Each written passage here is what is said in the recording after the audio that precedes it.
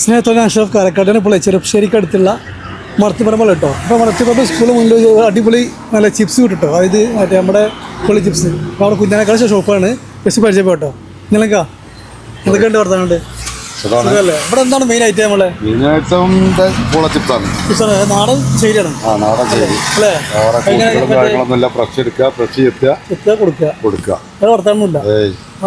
ലൈവാണല്ലേ? ലൈവായിട്ട് കച്ചവടം ചെയ്യാൻ വേണ്ടി രാത്രി 9 മണി വരെ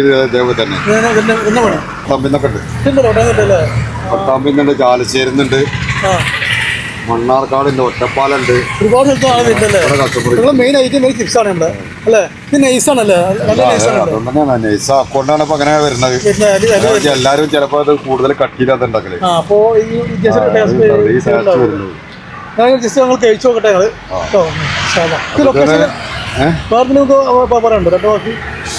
എന്താ പറയാ, നമുക്ക് ആൾക്കാരൊക്കെ സഹകരണം വേണം.